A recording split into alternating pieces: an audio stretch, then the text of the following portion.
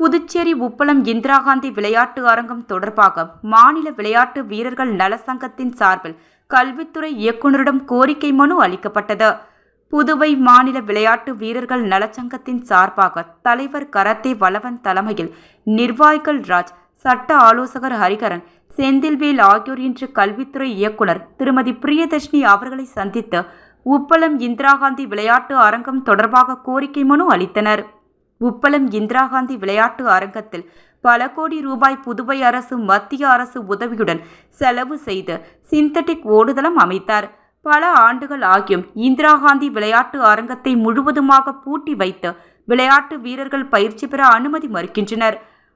ஆனால் கடந்த 2024ஆம் ஆண்டு புத்தாண்டு கொண்டாட்டத்திற்காக இந்திரா காந்தி விளையாட்டு அரங்கத்தை பொதுமக்களின் வண்டிகள் நிறுத்தும் இடமாக பயன்படுத்த அதிகாரிகள் அனுமதி அளித்துள்ளனர். இங்கு வாகனத்தை நிறுத்திய போதை ஆசாமிகள் குடித்துவிட்டு மது பாட்டில்களை அப்படியே நொறுக்கி போட்டு விட்டதால் நடைப்பயிற்சி மற்றும் இதர விளையாட்டு பயிற்சிகள் மேற்கொண்டு வருபவர்கள் பல்வேறு இன்னல்களுக்கு ஆளாகின்றனர். இவற்றையெல்லாம் ஆராய்ந்து பார்க்காமல் மீண்டும் இந்த ஆண்டு 2025 நடைபெறவுள்ள புத்தாண்டு கொண்டாடுபவர்களுக்கு வாகனங்கள் நிறுத்த உப்பளம் இந்திரா காந்தி விளையாட்டு அரங்கத்தை தன்னிச்சையாக அனுமதி அளித்தது வன்மையாக கண்டிக்கத்தக்கது. எனவே வாகனங்களை நிறுத்த விளையாட்டு அரங்கத்தில் அனுமதிக்கு அளிக்கக்கூடாது என்று கோரிக்கை மனு அளித்தனர். இளைஞர்கள் மற்றும் விளையாட்டுத்துறை துணை இயக்குனர் வைத்தியநாதன் உடனிருந்தார்.